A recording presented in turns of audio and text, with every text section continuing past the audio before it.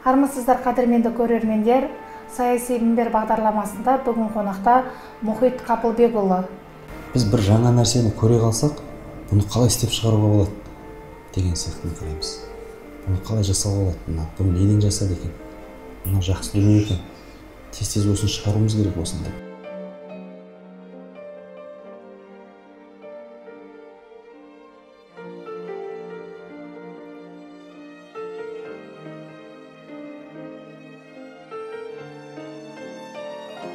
Енді мемлекет саласынан қарайтын болсақ, мемлекет жағынан жағдайдың бәрі жасалып жатыр деп ойлаймын өз басым. Біздің өндірістің дамымай тұрған себебі, біздің бизнестің жаңа валовый, егер анализ жасайтын болсақ, төменгі сатыда көрініс результат беріп отқан себебінде бұл жерде кішкене халықтың өзіндегі мәселелер бар сияқты. Өйткені бізде мынау сана сезім кішкене тұтынушының сана сезімі да, тұтынушының.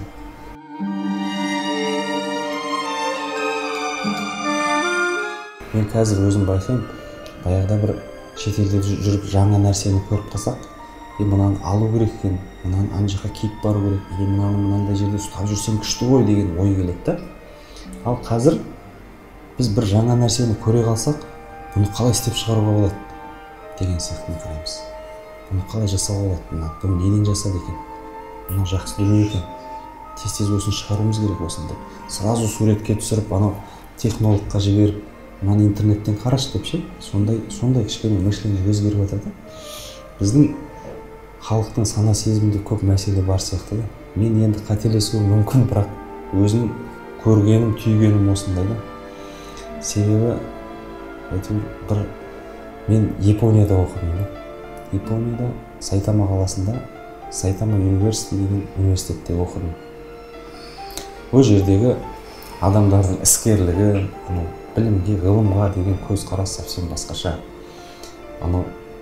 Енді еңбекқорлық деген сұмдық бізде ол жоқ, өкінішке қарай. Бұл жерде енді айта кететін бір нәрсе бар, Абайдың баласы бар, Ақылбек деген. Соның бір айтқаны бар. Абайдың Айгерімнің үйіне барып, Көкше деген қойшымен сөйлескені, естулеріңіз бар ма? Қойшымен сөйлескені бар. Абаймен баласымен Айгерімнің үйіне барады ғой. Сөйтсе Айгерім жүгіріп шай дайындап, дастархан жайып жатса, үсті басы алба-жұлба бір кісі кіріп келеді ғой үйіне. Үсті басы енді қараусыз қалған алба-жұлба дейді. Сосын Абай ананы кішкене ұнатпай қалады ғой. Айгерімге сұрайды, мынау кім дейді. Қойшы ғой дейді да, қойшы ғой дейді. Сосын Айгерімге ұрсады ол. Сен қойды жақсы көресің, малды жақсы көресің. Бірақ малшыға неге қарамайсың? Малшының түрі мынау. О кездегі байлардың ең үлкен бір мақтанатын сөзі бар екен. Құлын ұлындай киіндіреді деген да. Біздің қазіргі байлар сияқты джип пен Бентли емес та. Дүниемен мақтанбаған да. Дүниемен, жаңағы бір материалдық нәрсемен мақтанбаған. Оның байдың ішкі дүниесімен, оның жомарттығымен, оның қамқорлығымен, оның жаңа беретін зекеттерімен мақтанған екен.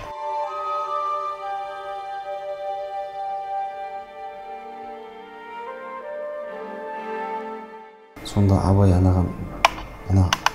мынаған дұрыстап қара дейді ғой. Неге? Қойшыға. Сөйтіп Айгерім кәдімгідей уайымдап жүгіріп барып сандығын ақтарып, бұған дұрыс киімдер берейін деп жанталасып отырған кезде Абай анамен әңгімелеседі дейді. Қойшымен. Әңгіме айт деген ғой, ертек айт. Не болып жатыр? Сөйтсе қойшы айтады дейді да. Абеке, кедейде қандай әңгіме болсын дейді. Сөйтсе Абай айтады дейді. Сені кедей қылған кім дейді. Сені кедей қылған кім? Десе, енді Құдай шығар деп айтады. Құдай шығар. Сол Құдай қой енді, біздің тағдырымыз осындай дейді. Сол кезде Абай баласына қарап тұрып айтады дейді. Міне көрдің ба дейді. Қазіргі қазақтың кешкен күйі осындай дейді. Бұның кедей болып отқан жаңағы ой санасы дейді. 4 нәрсені айтқан екен сол кезде. Бірінші жас кезінде жаннан безіп еңбек етпейді дейді. Жас кезінде жаннан безіп еңбек етпейді дейді. Екінші, адаммен тіл табыспайды дейді. Оған ұмтылмайды дейді. Үшінші, жақсылармен сұхбаттаспайды дейді. Жақсылар отырған жерде барып әңгіме тыңдап сұхбаттасу керек. Төртіншісі, ол жалқауланады деген. Сөйтеді да бәрін Құдайға жабады деген. Түбінде нәтиже шығады, ол нәтиженің бәрін Құдайға жабып отыр. Бүгінгі қазақтың күні осындай. Кедейлікке әкелетін осы нәрсе. Баласына айтқан екен, соны Ақылбек деген баласы, ол енді ділдадан туған баласы, соны осыны жазып қалдырған, оқыған бала. Дәл осы нәрсе бізге қазір жетпей тұрғаны бар да, қазақта. Ол ақиқат. Ол ақиқат нәрсе. Жас кезінде жанынан безіп тұрып ешкім жұмыс істемейді. Қазіргі 20 мен 30-35-тің арасы 24 сағат жұмыс істеуге қауқары бар, потенциал жететін азаматтар ғой. Оған істемейді. Сосын адаммен тіл табысуға кішкене тәкаппарлық жібермейді. Сосын жаңағы жақсылармен сұхбаттасуға тоже кішкене бірдеңе ол басындағы. Иә, жаңағы өзінің сана сезіміндегі нәрселер кедергі болып тұрғанда, ал соның бәрінен келеді де жалқауланып жатады. Одан кейін қандай кәсіпке шығады екен? Одан кейін, конечно, бізде тек қана потребительский сана сезім болады. Енді шетелді аралап жүргенде көретін жақсы нәрсеміз көп. Өте көп нәрсе. Мынаны әкелсек керемет екен, ананы әкелсек, мына технологияны әкелсек керемет екен дейді. Бірақ біздің халқымыз оған дайын ба? Дайын емес па?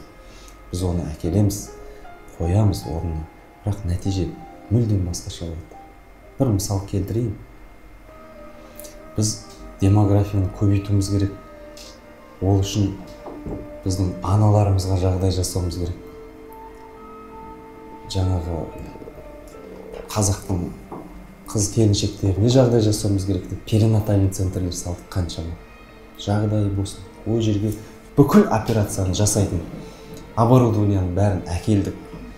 Ой дұрыс болды ғой. Ақсақалдың ойы дұрыс. Өте дұрыс ойлады.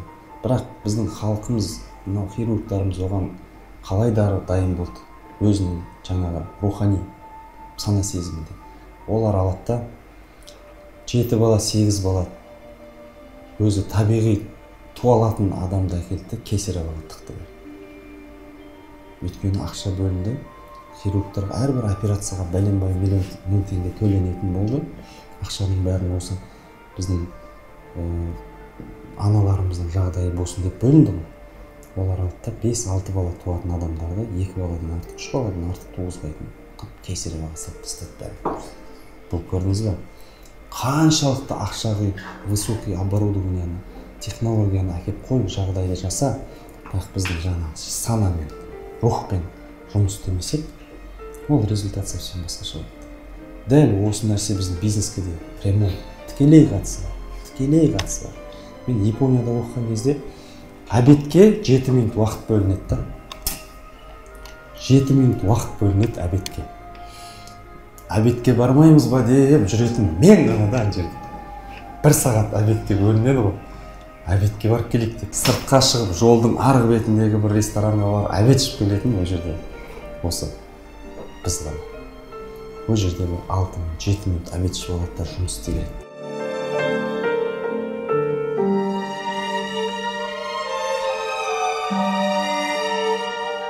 Ең соңғы метроға мінсеңіз, бәрі ұйықтап отырады. Өйткені еңбек етеді. Бәрі ұйықтап отырады. Таңғы сағат 7-де метроға мінсем, бәрі оқып отырады. Түгелдей оқып отырады. Кітап, жаңағы планшет немен. Оқиды, жұмыс істейді. Соған біз үйретуіміз керек те. Өйткені оларда сана сезім басқаша. Оларда бізде миллион заң қабылдайды бизнеске байланысты. Оны сол жаңағыдай ойлаған нәтижемен алып шықты. Ауыл шаруашылығына қаншама программа қабылданды. Теплицаға қаншама программа қабылданды. Анаған, мынаған субсидирование, анау-мынау қарап отырсаңыз, тек қана бірдеңені істеп, документ турлап, ақша шығарып алу дегенді ойлап жүрген. 80% соны айналысып жүрген. Мына жерге бәленбай гектар алма бау ектік деген документ жасау ойында 1 гектарға егіп қояды да, комиссияға осыны көрсетеміз ғой. Жаңағы субсидияны алып, басқа бір мақсаттарға қолдануды ойлап жүреді. Біздің халық оған кішкене дайын емес. Біз қазір мына рухани жаңғыру деген нәрселерді енді ғана түсініп келіп жатырмын да мен осылардан кейін. Бұны не айтқысы келді бізге билік? Рухани жаңғыру болған кезде. Жаңағыдай мәселені бәрі жаңарту керек екен да біз. Ол менің өміріме де тікелей байланысты. Маған да бір кедергісі болған нәрсе да. Мен Швейцарияның компаниясында көп жұмыс жасадым. Сол кезде мен бастығым болды. Ол бастығым 20 жылдан бері сол компанияда зам директор болып жұмыс істейді. Айлыққа жұмыс істейді. Оның қол астында ол енді бір 10 шақты мемлекетті басқарады сол жақта. Біз енді Қазақстан кішкентай мемлекетпіз. Біздің мініп жүрген машинелеріміз ананыкінен жоғары да, қарап отырсақ. Ол бір 33-ші адам шығармыз оның былай иерархиямен қараған кезде. Бірақ ана кісі өте қарапайым сондай. Бүкіл бизнесті өзі жүргізеді. Бәленбай миллиардты анау хозяинға, учредительге әкеп отыр. Біз сұраймыз ғой одан. Сіз неге өзіңіздің бизнесіңізді ашып кетпейсіз? Бәрібір сіз істеп жатырсыз ғой мынаны. Не үшін дейді? Не үшін дейді? Біз ойлаймыз, бала-шағаға тастап кететін бірдеңе, бала-шағам осы компанияда істей береді ғой дейді. Өзіңізге ше дейді, дейміз. Маған не үшін дейді? Қызық емес па бұлай? Өзіңіз бастық болып, хозяин болып жүрген жақсы емес па? Ол не үшін дейді? Мен дейді, ана учредительмен дейді, сондай жақсы қарым-қатынастар дейді. Мен лучше сонымен қарым-қатынасымды үзбеуге, жақсартуға одан тырыспаймын ба дейді. Менің айтқаным айтқан дейді. Любой адам ұнамаса мен уволить ете салам дейді. Мен бір ауыз айта салам дейді. Мен ананы уволить етіп жатырмын дейді. Сондай дәрежеде сенім бар арасында. Біздікілер көрдіңіз бе, оларды жаңағыдай комплекс неполноценности деген жоқ. Ол ананың қарамағында жүрсе де полноценный адам болып сезінеді өзін. Өзінің қолында бүкіл полномочия бар екенін сезінеді. Балам, немерем жұмыссыз қалады деген ой жоқ. Сол компанияға кіре салады дейді. Осы компанияға кіреді дейді. Осы оқытады дейді компания. Осы өзіне алады жұмысқа дейді. Бізде сондай бар ғой. Менің 2 зам директорым болды да. Екеуінде үйреттім бәрін әкеп, міне главный адам сен боласың, мен басқа проекттермен айналысайын. Барлық полномочияны беріп, қойып кеткеннің өзінде өздері өзінің компаниясын ашып, бөлек кетті екеуі де. Сол кезде мен сұраймын одан. Батамызды беріп, осы жерден шығарып салдық. Отношениеміз бәрі дұрыс. Бірақ сұраймын ғой, не үшін кетесің? Ар жақтағы доходың примерно осы жердегідей ғой. Осы ақшаны табасың ғой ан жақта. Қиналып қазір. Ананы жалдап, мынаны жалдап. Осы жерде мені бірігіп жұмыс істей бермейді ме? Жаңағыдай ғой. Екінші болғым келмейді деген сияқты. Біреуге жұмыс істеймін ба дейді. Енді бұл общий нәрсе деп қарамайды. Мен біреуге жұмыс істеп жатырмын. Жаңағыдай комплекс неполноценности кішкене өзінің дегенін айтады ғой деймін ішінде. Сондай нәрселер бар, екеуі де бөлек кетті. Бірақ енді біз өзіміздің стратегиямыз бар, планымыз бар, біз өзгермейміз ғой, одан біз кеміп қалған жоқпыз. Біз өзіміз жүре береміз, бірақ жаңағы нені ойлайсың да? Бәрібір олар үлкен компания болып дамып кеткен жоқ. Қазір қарамағында бір адам, 2 адам бар шығар. Жүгіріп жүр, жұмыс істеп жүр, әйтеуір несібесін тауып. Бірақ мына жерде 30-40 адамды басқарып отырған. Кішкене статус жоғары ғой, бәрібір үлкен компания басқа. Бәрібір оларда кішкене не тұрады? Мен бір күні жұмыссыз қалып кетемін. Или бір жаңағыдай мен қашанға жүрем біреуге жұмыс істеп деген сондай нәрселер бар. Ол сол нәрселер біздің бизнеске де кәдімгі жаңағы маман тапшылығында туғызып отқан соңыз. Біріге алмаймыз. Қаншама корпорацияларды білеміз, 3-4 учредитель болып бастаған, аяғында соттасады. Бәрі поголовно соттасып ырың-жырың болып. Неге? Жаңағыдай. Сенім жоқ қой. Руханиятпен жұмыс істеу керек. Көзі кішкене басқаша ойлау қабілетін өзгерту керек. Құлдық сананы, енді ана құлдық сана деген модный термин болды ғой қазір. Екінің бірі айта беретін нәрсе. Бірақ сол бар да шынымен. енді ана умный кітаптарды оқып алып құлдық сана андай бір модный сөйлеген болмасын мен, бірақ сол бар, мен байқаймын бұл. Оның әкеп жатқан зардабы өте үлкен. Өкінішке орай. Сол нәрсені біз қашан жөндейміз, сол кезде біздің үлкен инвестициясыз ақ біраз бизнесіміз жүре кетті. Өте үлкен бизнестеріміз жүре кетті.